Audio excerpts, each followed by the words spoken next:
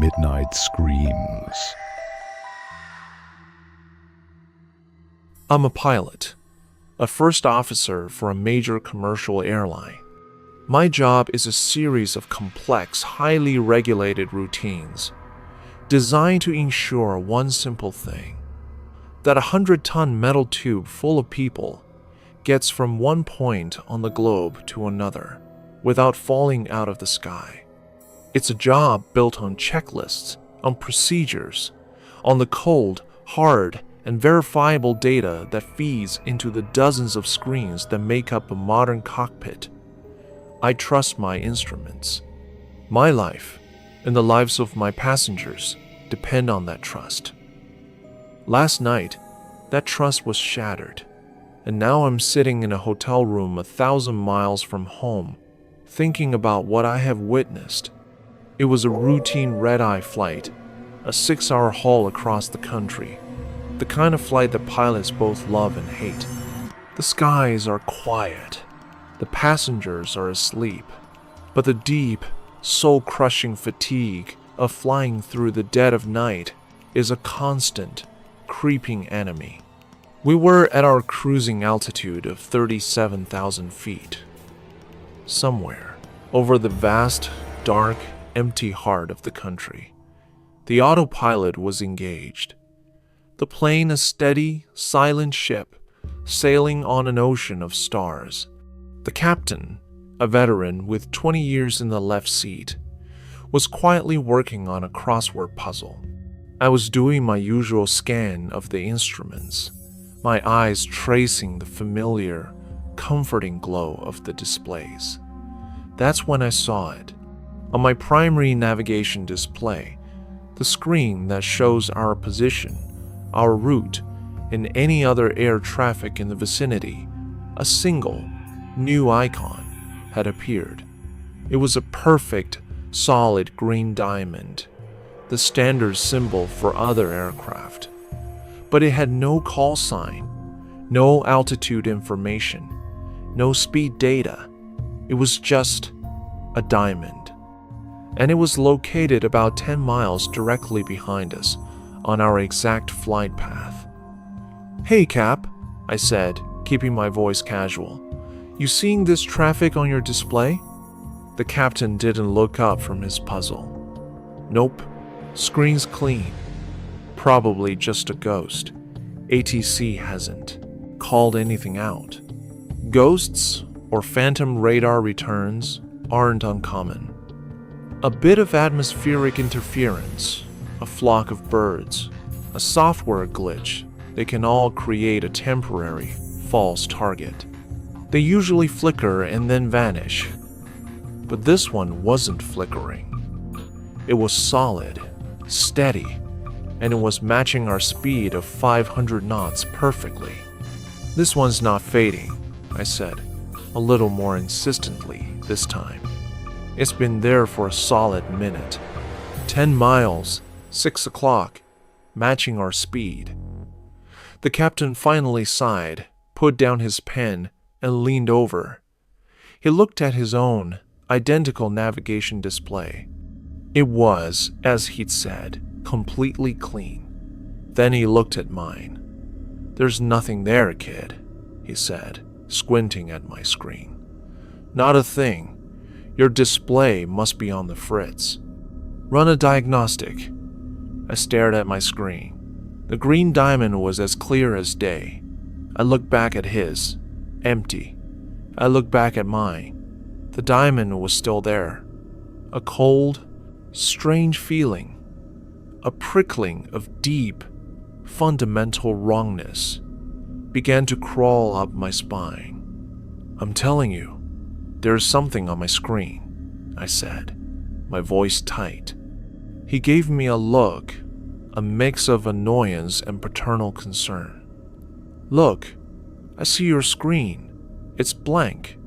You're seeing things. You're tired. We've been flying for 4 hours. It happens. Just run the diagnostic and get some coffee." He went back to his puzzle, a clear dismissal, but my eyes were glued to my screen. The diamond was still there, 10 miles back, a silent, impossible companion in the night sky. I ran the diagnostic. The system came back clean. No errors, no malfunctions. I kept watching it. For 10 solid minutes, it stayed in the exact same spot, maintaining a perfect 10-mile distance. A part of my brain was still trying to find a rational explanation. A unique, localized software bug affecting only my display. That had to be it. I finally broke my gaze. I had to make a routine radio call to the next air traffic control sector. I looked away from my screen for no more than 10 seconds. I keyed the mic, made the call, and then my eyes snapped back to the navigation display. The diamond was now 1 mile away. My breath hitched in my throat. I didn't just gasp. I think I made a small, choked, terrified sound. It had crossed 9 miles of empty space in the 10 seconds I wasn't looking.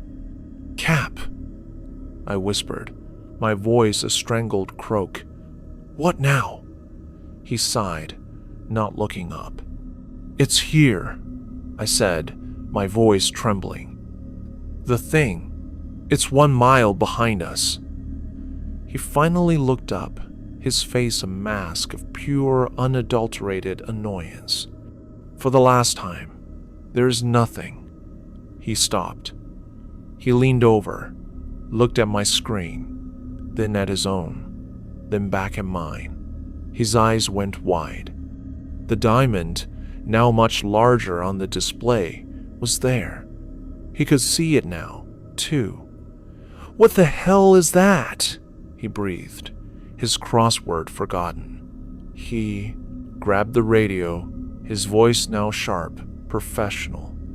"Center, this is Flight 1138. Do you show any traffic at our 6 o'clock, approximately 1 mile? We have an unidentified target on our scope." The reply from the controller was calm, but I could hear the faint undertone of confusion. Negative 1,138? Our scopes are clear in your vicinity. You're the only thing we see for 50 miles in any direction. The captain and I just stared at each other, the same cold, terrifying realization dawning in both our eyes. This thing, whatever it was visible only to us. And then I understood. With a clarity so sudden and so horrifying it felt like a physical blow, I understood the rule. "It only moves when I'm not looking," I whispered. The captain stared at me. "What are you talking about?" "When I saw it before," I explained, my eyes now locked on the green diamond on my screen, not daring to look away. It was 10 miles back. I looked away to make a radio call, and when I looked back, it was here. It only moves when I'm not watching it. It was the most insane, childish, playground logic thing I had ever said. It was the rule from a horror movie, from a video game. Weeping angels, don't blink. But in the cold, sterile, logical world of my cockpit, it was the only explanation that fit the data. The next hour was the longest, most agonizing hour of my life. My eyes burned, my neck ached. I couldn't look away. The captain handled all the communications, his voice tight with a tension that I'm sure the controllers on the ground could hear. He kept glancing at me, then at my screen, his face a pale, sweaty mask in the dim cockpit light. "It's still there?" he'd ask every few minutes. "It's still there," I'd reply, my voice a dry rasp, my eyes watering from the strain. I tried to be clever.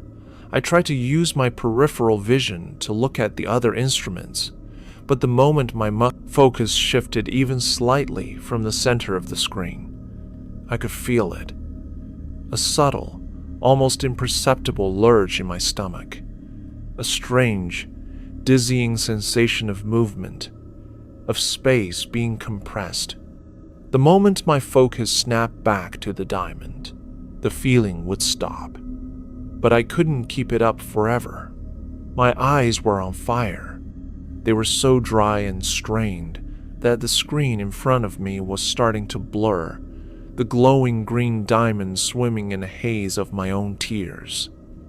"I can't do this, Cap," I finally gasped, my vision wavering. "My eyes. I have to rub my eyes."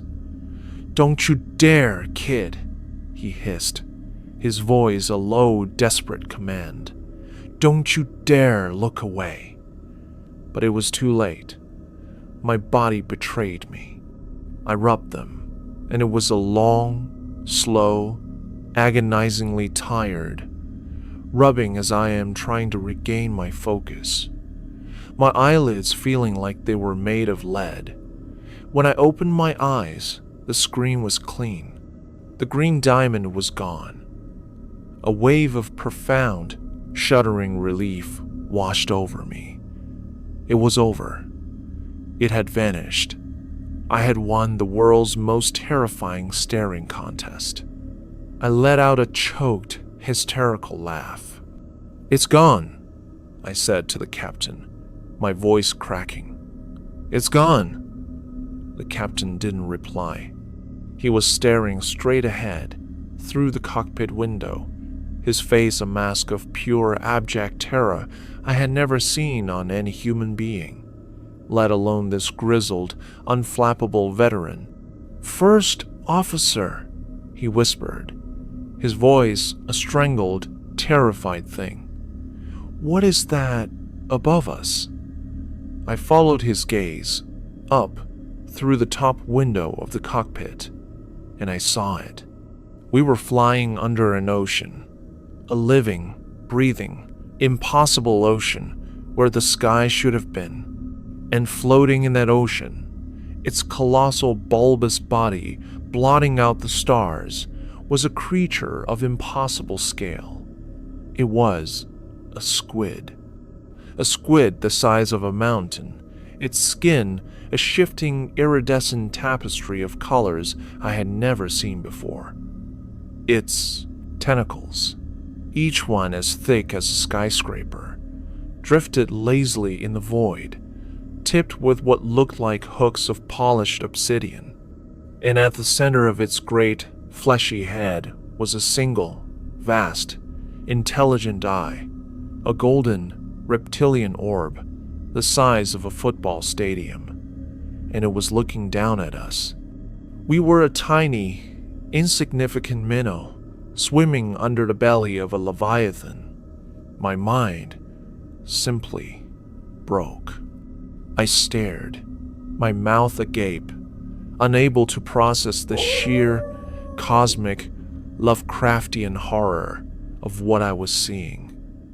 And then I rubbed my eyes, not believing what I am seeing. Just a normal, reflexive this time. When my eyes opened, it was gone from above us. It was now in front of us. It was just there, filling the entire windshield, a solid wall of shifting, alien color, and a single, vast, golden eye that filled my entire universe. The captain screamed, a raw, terrified, animal sound. I just sat there, frozen, waiting for the impact that would annihilate us. I rubbed my eyes, again, and it was gone. The sky in front of us was empty. The stars were back. I looked at my navigation display. It was clean. The captain was hyperventilating, his hands shaking so violently he couldn't hold his pen. Did we just... He couldn't finish the sentence. "Yeah," I whispered. "I think we did." The rest of the flight was a silent, terrified ordeal. We landed the plane on autopilot, our hands too shaky to trust with the controls. We didn't speak a single word to each other. When we got to the gate, we just unbuckled, grabbed our bags, and walked out of the cockpit, leaving the plane to the next crew. I'm in my hotel room now. It's been hours, but I can't stop shaking. The captain is in the room next to me. I can hear him, through the wall, talking on the phone to his wife. His voice a broken, trembling thing. I don't know what we saw. I don't know what the rules are. But I know this. There are things in the sky, in the deep, dark, empty spaces, and they have their own rules. And last night, I played a game with one of them, a game of hide and seek, at 500 knots, at 37,000 feet, and I'm so afraid that it's not done playing with me. I am so afraid to see it again. Every year, a new family moves to my town, and there's always something wrong with a new family. Getting rid of the last one was never easy, but it was unavoidable. I remember the day I met my best friend like it was yesterday. It's one of the few memories that remains perfectly clear, a happy moment untouched by time. Of course, it's easier to remember because I was so little. I'm not sure how old Benny was, though. Lately, I've been trying to remember if he'd even been born yet. I try to do that with other memories, too. He only seems to exist in the more recent ones. The image of Josie, however, commands my mind as clear as day. She was like a ray of sunshine, wearing a white dress decorated with bright lemons, almost the same color as her hair. My mom had lemons just like that on her writing pad. My family went to her house after they invited us to a barbecue. I can still picture the parents chatting away, our mothers hitting it off instantly. It was the same for us. After we ate, we went inside and played. Looking back, it was no different from the day Alex's family came over. We liked to repeat what was familiar. From that day on, Josie and I were inseparable. She introduced me to everything I know and love. I used to look at my best friend and see a place where I belonged. The last time I saw Josie, I wished she were dead. Mom and Dad were both out today. It was a Sunday, but my mother still stood firm as I vomited up the words about the name carved into my stomach, the figure outside my window on his first night, and the things Dad had said. The whole time, I had to dig my nails into my palms to keep the tears from coming. He looked terrified, not like himself at all. I whispered after spilling everything in a single, breathless rush. He was staring so intently, and he was so quiet the whole time. I don't think he's crazy. I think he was trying to warn me. I whispered the last part, even though no one else was home. My friend stood and came to sit right beside me on the bed, leaving no space between us. She placed her hand over my fist, gently prying my fingers open. Then her hand moved over mine and squeezed. "Oh God, you're so stupid," she said, her voice soft and cold. She let out an exasperated sigh. "Honestly, if it weren't for your mother, you'd have been dead ages ago. I don't even want to know how many times your parents have had to slip you sedatives, though I could probably guess."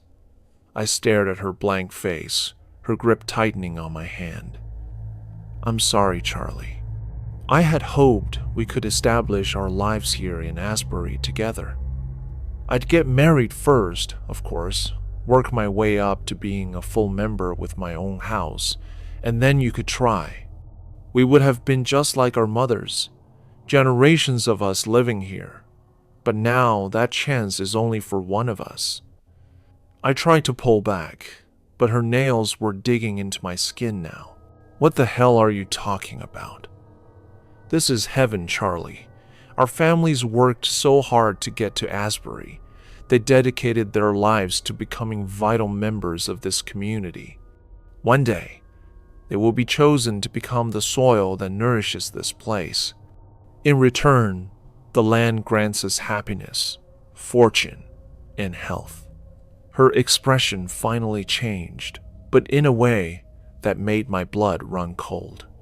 Josie's eyes were wide, as if she'd forgotten how to blink, and her teeth were clenched in the widest, most strained smile I had ever seen. And where did they get that idea? Some pamphlet? You mean when we die and get buried? When we are given and buried, but only when it's our time to leave Asbury, and I have no intention of leaving anytime soon, which means you, she sighed. You just don't get it, Charlie. Even after your parents tried to prepare you for years, you're still so naive. Do you have any idea what it's like being friends with an idiot? If it weren't for your lovely mother, I would have given up on you long ago. She loosened her grip slightly and tilted her head. Poor, scared Charlie. Don't worry. It will all be fine.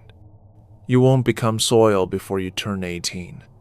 I'll talk to your mother, and she'll erase these little memories for you, as gently as possible. Then we'll have a little more time together.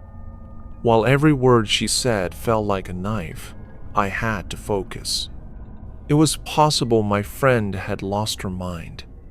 But after everything I'd seen these past few days, I suspected the truth was far more complicated. Whatever was happening, I couldn't let her talk to my parents. I had to keep my memories clear. So, as she rambled on about our beautiful future, I slammed my forehead into her nose. I didn't even think about it. My body just acted, my brain scrambling to catch up with instinct. She let go of my hand, and I shot to my feet, scrambling for the door. She was on me in a second, grabbing my shirt and pulling me down. "Help me!" she screamed. I clapped a hand over Josie's mouth and drove my elbow into her stomach. She crumpled to the floor, and I was on top of her in an instant. She slammed a knee into my ribs as I tried to figure out what to do next. I wasn't used to fighting. Then we both froze. What the hell? A new voice. It was Alex. He'd walked in without either of us noticing. Nobody in this damn town ever locks their doors. "Get her off me!" Josie started to sob. Alex didn't move. He just stared at our bloody faces. "Charlie's gone insane!" Josie cried. Something in Alex seemed to click into place. "Do you have any tape? Rope?" Josie just stared at him. I took a deep breath. "My mother's sedatives. Can you hold her while I get something?" The drug was hidden in the honey. It had no scent, but it made the most sense. My mother kept it on the highest shelf, and since we never had honey for breakfast or any other meal, it was always there. Getting Josie to swallow the mixture wasn't easy, but we managed. The entire time, my heart was hammering against my ribs. My mind is so focused on praying no one else would come home that I couldn't even process what was happening. With Alex's help, I had just drugged my best friend, tied her up, and locked her in my closet. The grief didn't hit until Alex and I were on our bikes, riding to the Asbury Lake, and I had told him everything I knew from what Josie had said to what happened with my dad. The lake was my favorite place. I could always come here to be alone.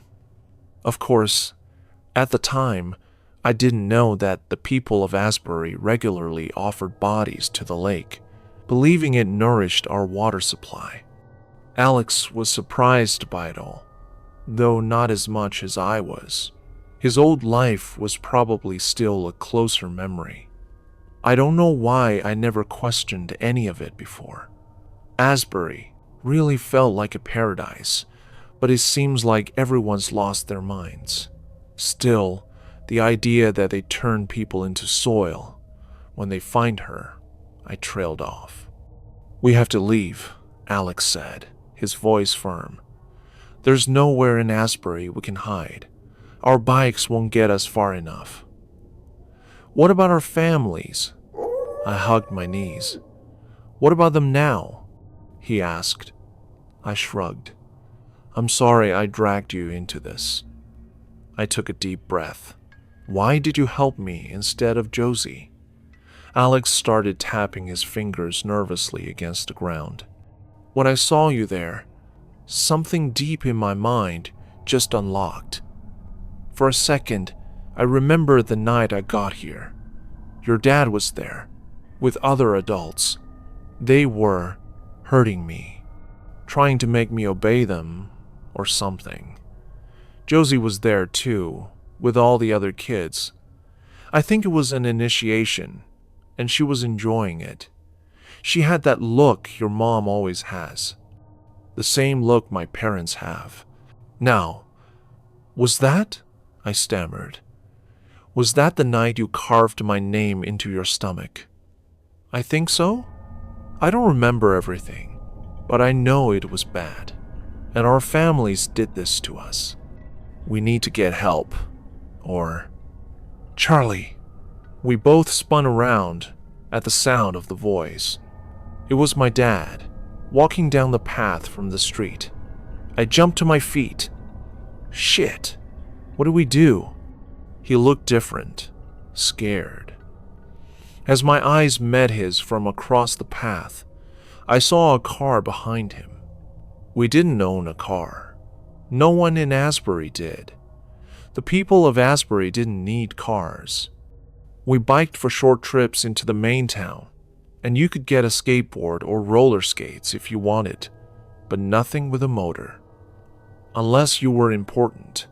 Then, sometimes, you drove a car to pick up a new family, for example.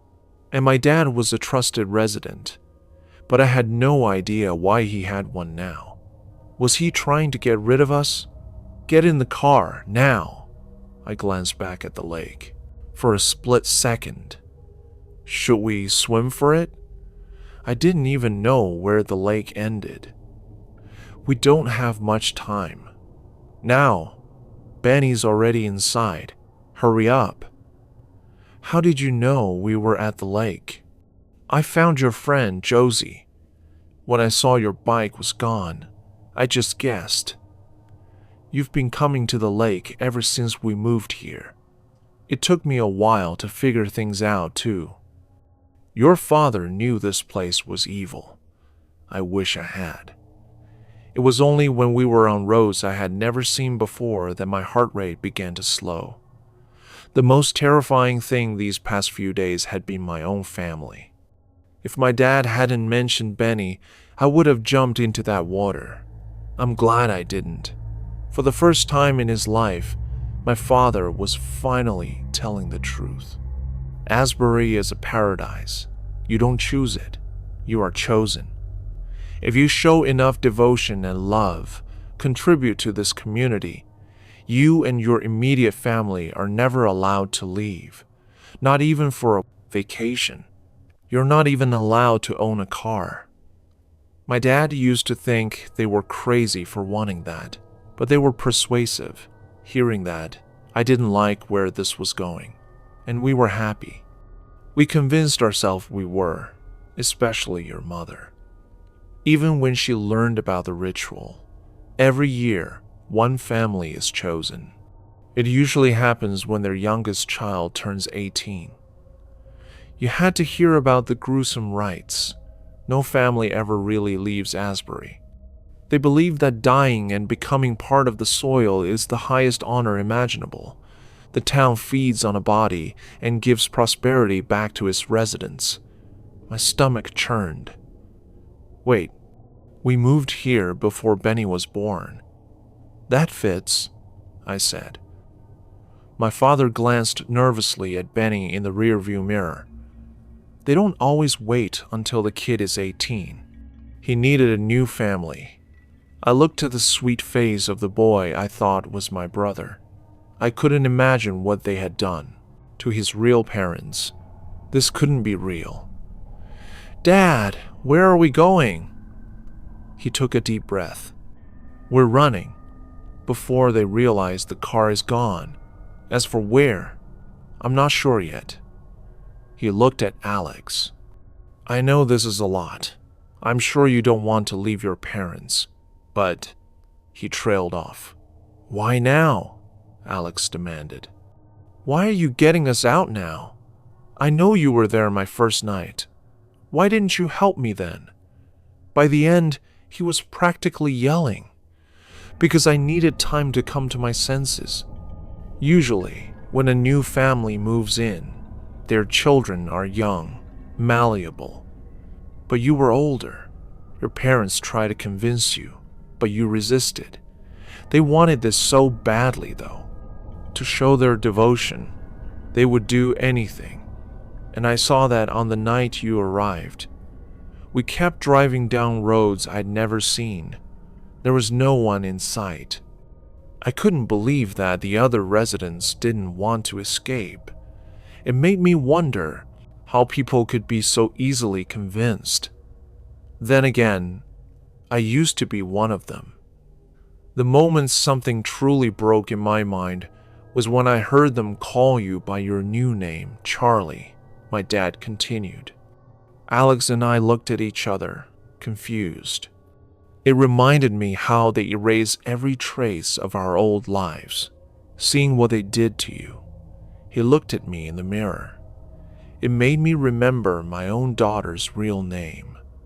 "Lucia," I whispered. A tear formed in the corner of my father's eye. "I'm so sorry for what we did to you kids." He pulled the car over and turned to Alex. "I forced you to remember your real name. I thought I could at least do that much. But it took me this long to gather the courage to plan this. I wanted to get more kids out of that godforsaken town, but they have clever ways of deceiving the outside world.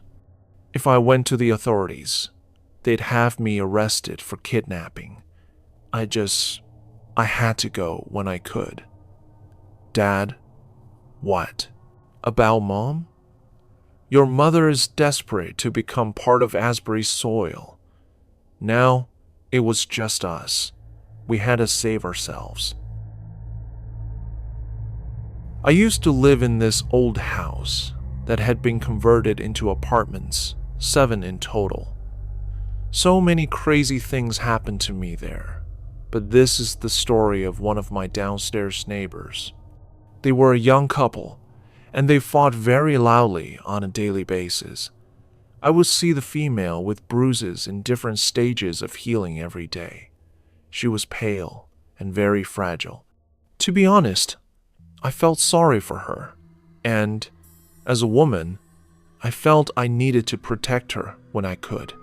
One night, the fighting got so intense my dogs were barking, growling, and jumping around by my door. I couldn't take it anymore. I called the cops, ran downstairs, and flung open my door, immediately grabbing their doorknob. I had a metal bat in my hand, as I didn't know what I was walking into, and wanted to be prepared. As soon as my hand touched the knob, everything stopped. The yelling, the items being thrown around, my dogs going crazy, it all fell eerily silent. The door wasn't closed, and it slowly creaked, open with a touch of my hand. I yelled to announce my presence and asked the female if she was okay. No response. I yelled for the male. Again, no response. I walked in slowly, my body shaking with a combination of fear and rage, and began looking around. The apartment looked so different from the last time I was in it. The shades were drawn, and there were no lights on, but it was bright inside and easy to see. I heard a whimper, quiet and feeble. that sounded like it was coming from the bathroom. I thought she was in there. I proceeded with caution, checking the rest of the apartment first to make sure I was safe. I saw no one and walked to the bathroom door, the only door in the apartment that was closed. I spoke softly, asking the female if she was in the bathroom and if she was okay.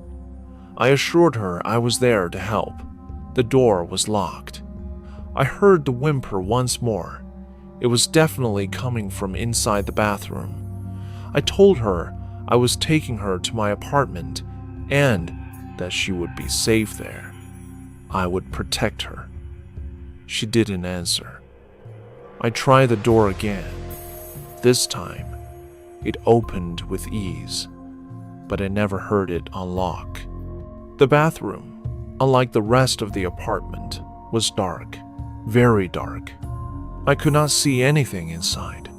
I asked her if she could stand and come to me, and where the mail was. No answer. I heard movement in front of me, then felt arms around my legs, like a child grabbing onto their mother. I reached down to touch her, yet felt nothing. I groped the wall for the light switch. When I turned it on, a dim light flickered and illuminated the bathroom in a way similar to candlelight. I looked around the small bathroom and saw nothing. She wasn't in there. I asked where she was and assumed she had gone to hide in the bathtub behind the closed shower curtain. It was the only place she could possibly be. As I stepped up to open the curtain, I felt a tug on the bat that had been hanging by my side. I turned around, ready to strike, but saw nothing. I shrugged it off and turned back around to see the shower curtain now open, and no one in there. There were odd black marks, looking like soot and what appeared to be dried wax splotches. I bent down to investigate further and felt those arms once again wrap themselves around my legs, this time tighter, and pulling me back, away from the bathtub. A small, feeble voice whispered, "Don't." But the fascination had me. I had to look closer. I bent down further and wiped at the marks. It came off with relative ease. I rubbed the black substance between my fingertips. It felt gritty. The sink turned on, and I jumped, expecting to see someone behind me, but there was no one there. The small, feeble voice spoke again. "Wash." I did as I was told, washing the substance off my fingers as quickly as I possibly could. "Leave." The voice came again, but I couldn't move. "Come with me," I begged, completely unaware that that was a big mistake. You know how every community has that one neighbor who likes to get in your business and make sure you're gonna mow your lawn next week and that you're bringing your trash can in from the street on trash day and not the day before. Trash day? I'm that neighbor. I care about what happens here. I try not to pry too much, but if I see something that isn't quite right, I love to help out. It gives me a chance to be nosy. I've been called many names behind my back, but I can't help it. I have to say something when things aren't right. Usually, there's something else going on, and that person is just grateful for the help I can give them. But there are one or two who resent how on top of things I am around here. A few weeks ago, my neighbor, Chelsea, asked me about house sitting for her dad a few doors down while he was recuperating from surgery.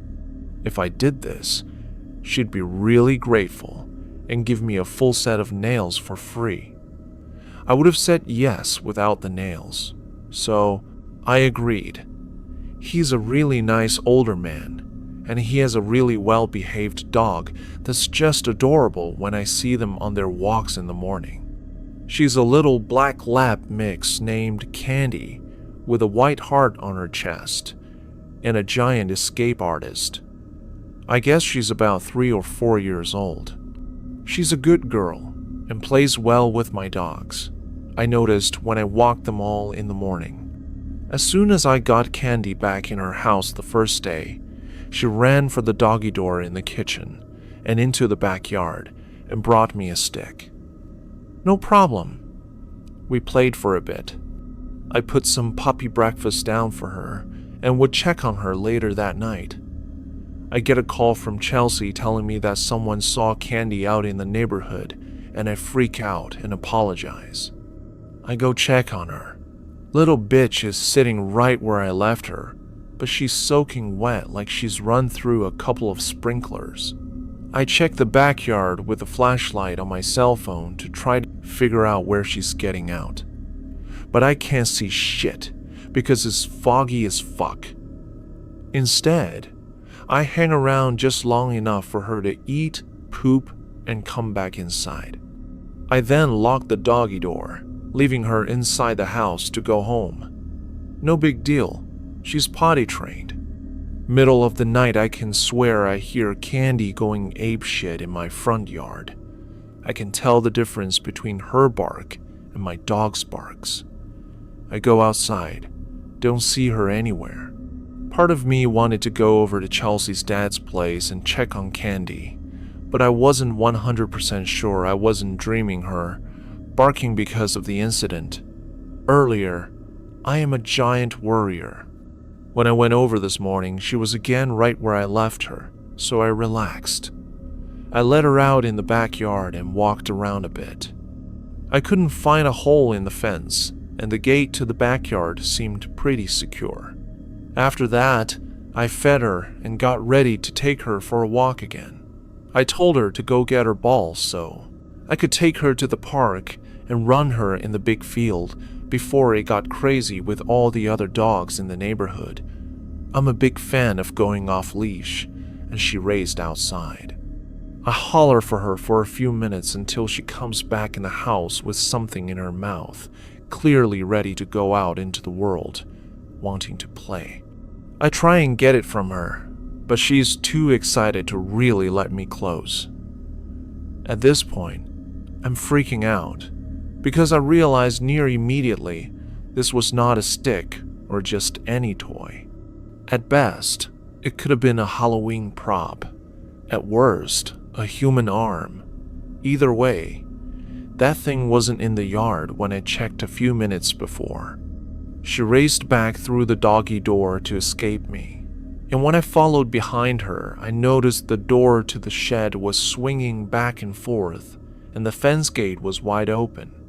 Also in that moment, Candy comes up to me extremely excited, screams at me, and drops the arm. I am frozen stiff. I am scared to death. I heard movement in the shed and someone growl. That fucking dog never shuts up. It doesn't sound like anyone I recognize, so I went to hide inside the house. I stayed in the kitchen pantry for about 15 minutes, freaking out quietly. I had no idea whether the arm was real, but someone unexpected was definitely in the backyard, and I didn't feel like confronting a stranger at 5 a.m. When I went back outside, Candy was gnawing on something, but it wasn't the arm. The shed was locked, and the backyard gate was shut as well. I took what Candy was chewing away from her.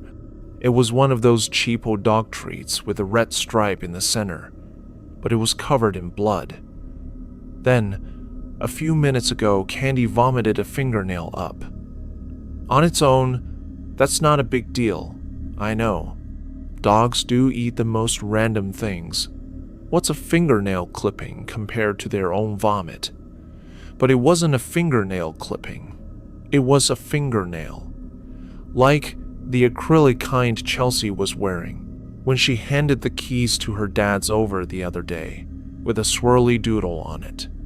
Chelsea isn't answering my phone calls, and her dad is probably in surgery, so I can't really ask him what's going on with guests in his backyard. I am freaking out. I have no idea what is even happening. Should I call the cops? Should I ignore this and say nothing to Chelsea when she calls me tonight? Or should I dig through her dad's life? I have behaved so far when it comes to being in his house alone. I haven't snooped for fat Chelsea pictures from high school or raided the fridge yet.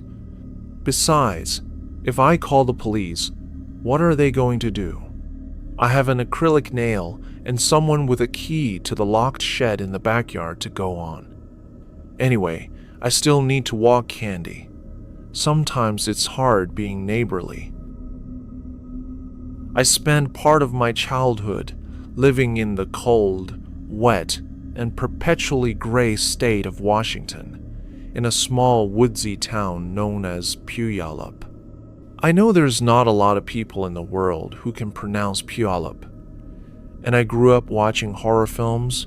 One of my favorites, and only because so many people hated it, was Blair Witch Project. I don't know many fans of that movie or its sequel.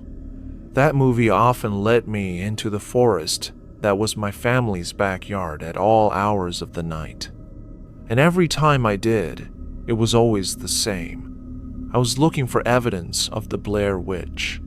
Now that's silly and idiotic, and what may be sillier and even more idiotic is that my parents allowed this. They didn't.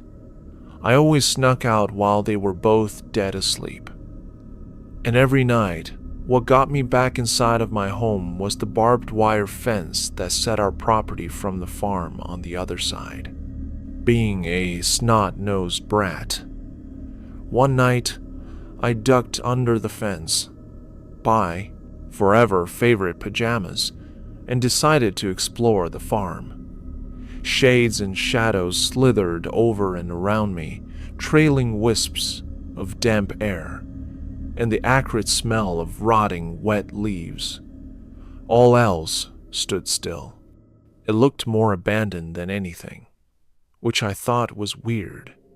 Fallen and not yet rotten leaves swirled around my ankles. My dad and I often poked around the woods on his day off, in the daylight. We could always hear cows and smell them too. But the farm was deathly still and deathly quiet. Sure, the cows could be sleeping, but I could still smell them. Instead, the only smell I could smell was the smell of fresh wet earth beneath my slippered feet. The farmhouse, the main house, looked all beaten up and waterlogged. The front door was open, and I figured it wouldn't hurt if I poked my head in. The first two rooms had no furniture whatsoever. That's odd, I remember thinking to myself, and it was. Even the most abandoned of abandoned buildings have something in at least one of their rooms, you know? This one had none. I called a hello in case someone was there. I got no answer. The house spoke me to a point that I left and didn't bother to check the upstairs. I decided to go home. I found myself racing through the woods when I heard the laughter of a woman from behind me. I stopped and swirled myself around. I called out another hello. The laughter responded, bouncing from the trees. I clamped my hands over my ears and screamed, "Bisoué," which meant "shut up" in my native tongue. Then something grabbed me and pulled me into the treetops. It was a woman, at least. Its face resembled that of a woman. Her face looked like a white jack-o'-lantern and had greasy black hair that fell in dreadlocks around her pointed face. But her arms must have been miles long, or maybe she was a giant, and her arms were of normal length. Before I could scream, before she could kill me, I woke up screaming in my bed.